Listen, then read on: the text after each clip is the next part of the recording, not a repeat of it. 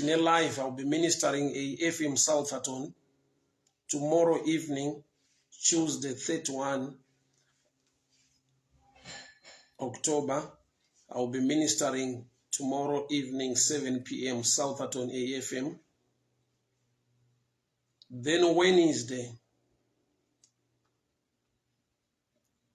Thursday I'll also be ministering evening service. So this week tinema evening service too, tomorrow, Tuesday and Thursday. Apostolic Faith Mission, that's AFM Southampton. Then United Methodist Mufako Semarimba. Then Saturday tine all night prayer in Bait Bridge. So all those guys in Bait Bridge, Saturday tine all night prayer. Then Sunday I'll be ministering in Messina. That's the other side of Limpopo, Messina. And so this week tinema services 3 services. Tomorrow 7 p.m. Thursday 7 p.m. Then Saturday.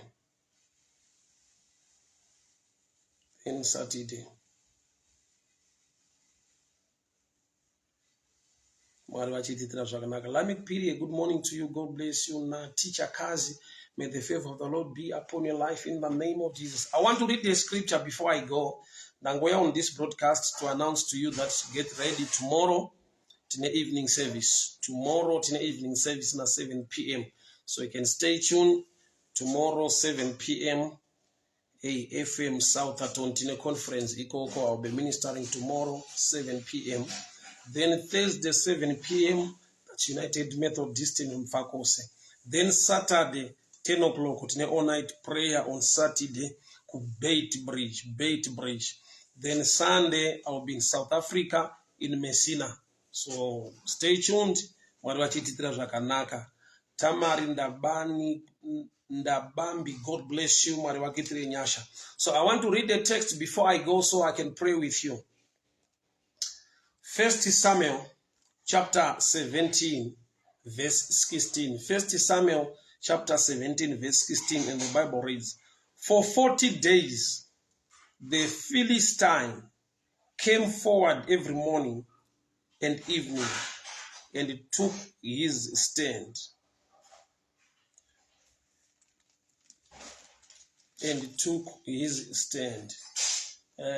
This statement iri kutaura pamusoro paGoliath. Zvanzi waimira achituka achitaura mazwi against the people of God, the people of Israel, for 40 days. So which means vanhu vakatocomplete a month and 10 days extra vachinzwa the same news. Munhu ari designed sekudai. Chinhu chaunonzwa kwenguva refu chinodyarika mauri uye unochitenda, unochigamuchira. Chinhu chaunonzwa kwenguva refu chinova part of you. Whether unochifarira hauchifarire, but chikaramba chichiryeswa chichitaurwa mukati meupenyu hwako for a long time, it becomes part of you to an extent yekuti you actually like it or believe it. Nokuti chataurwa kwenguva refu mauri. I'll give you an example of music. Let's say munhu aloncha album yake. Kainzwa album iyo ya launcha song kainzwa for the first time. Inoita sekunga inakidze. But the more unoramba uchinzwa. Pastor Mugari kwakadiko kuchikanga kwamutare. Happy to see you baba. Mwari vakitire nyasha, mwari vakuropafadze. Mai wenditapera. How's Jobek? May the good Lord bless you. May the good Lord favor you. So Goliath for 40 days. Aingotaura nyaya wani varanda vaSauro, choose a man to fight me. Varanda vaSauro, choose a man to fight me. So vanhu vakatanga kutya Goliath apa haana record yekuuraya munhu, but ane record yemashoko akauraya kutenda kwevanhu, akauraya confidence dzevanhu. To an extent yekuti vanhu vasina kuurawa, vasina kuatakwa, vanga vaane kutenda, vaine a belief yekuti zvaari kutaura ndizvo ende zvinoitika ende hatina zvatingamuita. Uchazvitarisa ma results acho nema effects acho. So akuti kuna David auya mukembi akuti aiwa vaGoriati vari kuda murume anogona kurwa nawe, you are just a boy and hauna experience. The Goliath is a champion.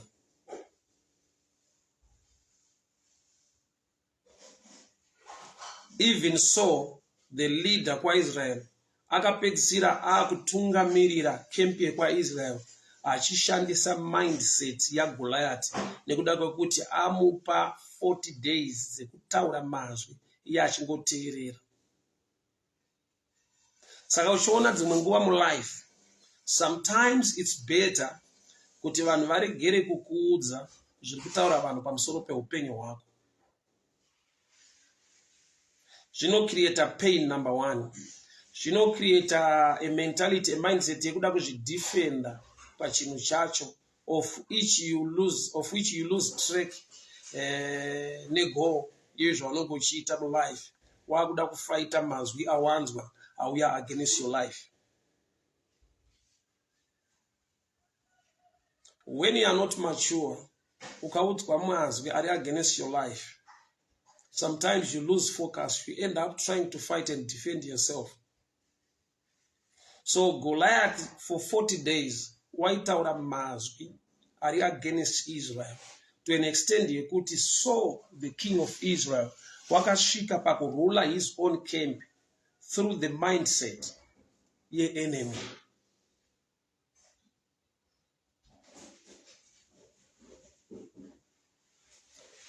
I'll read so you can hear mindset ya amuna Saul. 1 Samuel chapter 17 verse 33. Saul replied, arikudza David, you are not able to go out and fight against this Philistine and fight him. You are only a boy, and he has been a fighting man from his youth.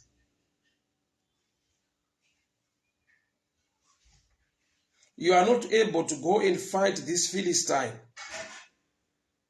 for you are only a boy. Mazwi aGoliath achitaura anoti iye verse 8, 17 verse 8, choose a man who will come and fight with me. So paari kuona David arikuti you are a boy. Mazwi ekuti you are a boy arikumatora kupi nyange David is still a boy. Arikuatora pamazwi aGoliath apopota achiti choose a man. So mindset ya Saul iri kungofunga kuti only a man. Papa men ndutara munhu ari mature, munhu akura developer. There is a boy, there is a child, there is a boy, and there is a man. So David ari pa stage yekuti is still a boy, but in the sight of the Lord, because of the anointing, is now a man.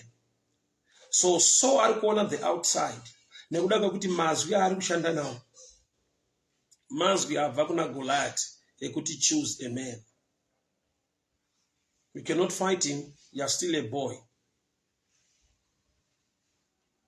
Azvireve kuti Saul haadi munhu anomira to defend Israel, but he is using the mindset of the enemy nokuti atendera kunzwa mazwi enemy for a long time, akava part of his life, akazvitenda akazvigamuchira kuti we cannot fight this man. Wakamboona panoitwa wrestling or boxing, before the match majournalists anogona kuenda to these two guys vadazofighta boxing maybe next week, ndobva vanoisa mic pamuromo muti taura zvaunoda kutaura, inonzi challenge statement. Mazwi enemy ukaateerera kwenguva refu, you'll be defeated. Mazwi ane simba. Mazwi enemy, mazwi evanhu akataurwa against your life for a long time, usinawo mazwi anoita counter, anoita erase, anobvisa kutaura kwevanhu, hondo yemashoko ari munyika imwe against your life anokanselwawo nekutaura shoko raMwari concerning your life. Don't allow the enemy, kupa enemy the floor, the platform to speak against your life for a long time. Why? Because defeat yako inotangira pama words mu spiritual realm, pakuti zvataurwa kwenguva refu becomes part of your system. So iwe developer this mindset, developer a platform muupenyu hwako yaunozvipa yekutaurawo zviri positive concerning your life. Success is my portion. I'm wonderfully and fearfully made. I'm blessed. I'm protected by the Lord. Learn to speak positive concerning your life to counter or to cancel the voice of the enemy. Why? Nekuda kwekuti munyika yemweya mune mazwi arimo. Mazwi iwayo ane zvaanoshedza nekudena muupenyu hwevanhu. So Goliath haana kubvira auraya munhu, but Goliath wakauraya mindset first to an extent yekuti Saul became part or became support anga akurutivi rweenemy pakuti waishandisa the mindset of the enemy. Unoziva here kuti pane nguva yekuti uri kutoshandisa mindset yeenemy, nokuti enemy ndo yakataura kuti hauna kwaunoenda, hauna kudzidza, hauna hama, hauna kungwara.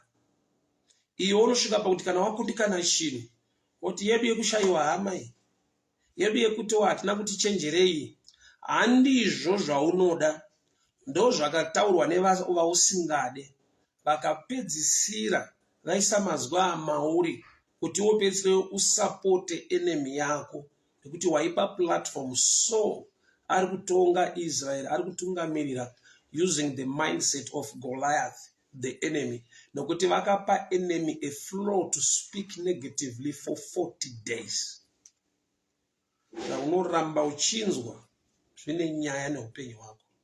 Unogona kusazifarira, but ukazvipa room neplatform yekuramba uchingozvinzwa, zvinokukonzuma, zvinokukapture, zvinocolonize mindset nementality yako to an extent yekuti unogona kusatoziva kuti I'm also now part of the enemies fighting my life.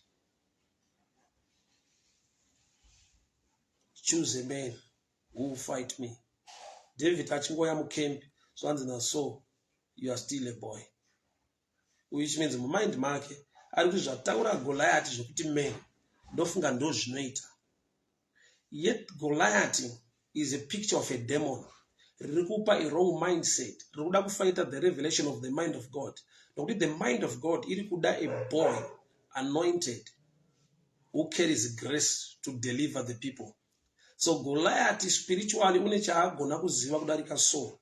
That's why ari kuti choose a man. Yet according to God, he just need a boy to defeat Goliath.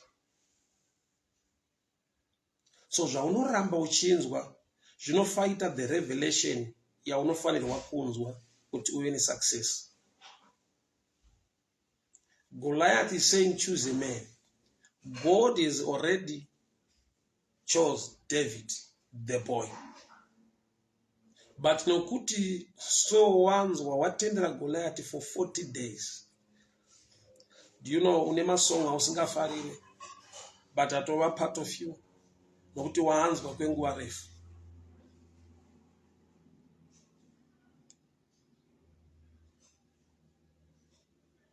Learn to speak positively. I remember one day, tiri ku TikTok, like Facebook.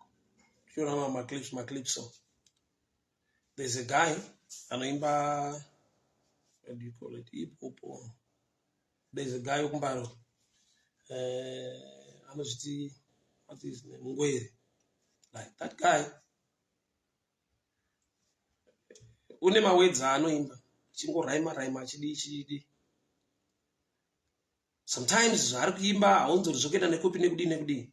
But ukazvipa time to listen for a long time, unonakidzwa naye. That's the power yekuramba uchinzwa chinhu kana kuti uchinzwa munhu.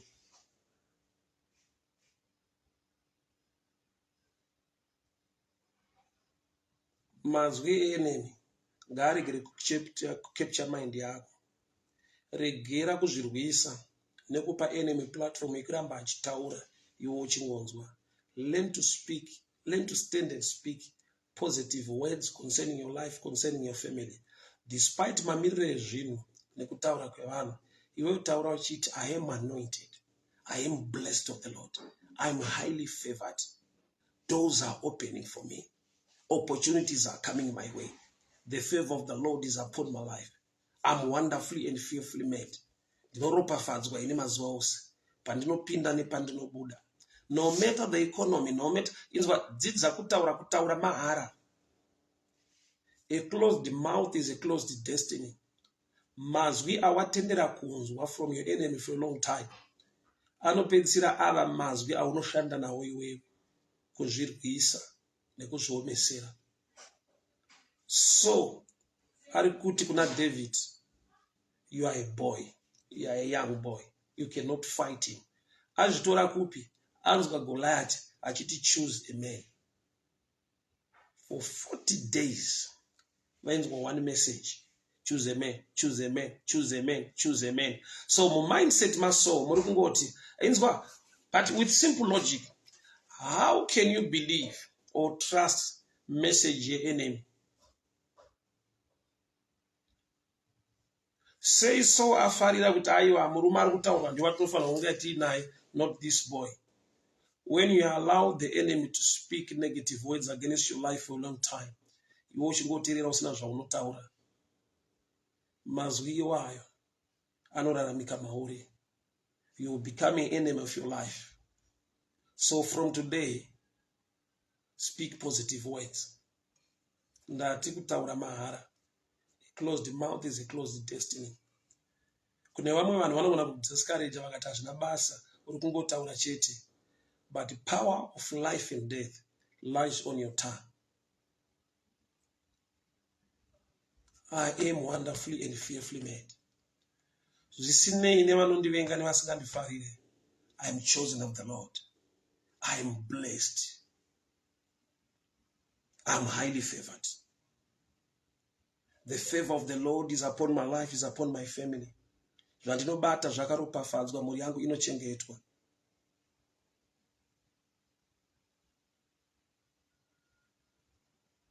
Dai Mwari atiwanira nyasha. Vhura muromo wako uite cancel every negative voice rakataurwa against your life. Usanyarara, usanyararidzwa. Remember, kuti blind Bartimaeus, breakthrough yake yakauya nekuramba achidanidzira. Kudanidzira, kushedzera, kutaura kunogona kuva a doorway to a breakthrough. Wakaramba achidanidzira. Pane vanhu vaimunyararidza, haana kuwirirana navo, akaramba achidanidzira. Mazwi ari kutaurwa nema-enemies ako ari kuda kukunyararidza, ari kuda kukudzikamisa, but weramba kunyararidzwa. Taura mazwi ari positive concerning your life this morning. Iti, I am highly favored. I am blessed of the Lord. I am anointed. I am wonderfully and fearfully made. Mwari vanondida, vane nyasha neupenyu hwangu. Muzita raJesu Kristu weNazareta, nyasha dzaMwari dzinotungamirira upenyu hwangu nemhuri yangu. Zvandinobata zvinoendeka. Muzita raJesu Kristu weNazareta. Amen and amen. Thank you so much, guys. Thank you so much. Happy to see you online. That's the way that share mangwanani ano. But my announcements are now. Tomorrow 7 p.m. Stay tuned. Mangwana manero dine service. Mangwana manero na 7 dine service. Stay tuned. Tinenge tiri ku Southampton AFM. Southampton AFM. Stay tuned. Tomorrow I'm having a service. And also Thursday tine evening service ku United Methodist Mfakose. So mangwana manero, Thursday manero. Stay tuned. Stay blessed. Good day to you. May the favor of the Lord be upon your life in the mighty name of Jesus. Amen. Bye-bye. Shalom, shalom, shalom.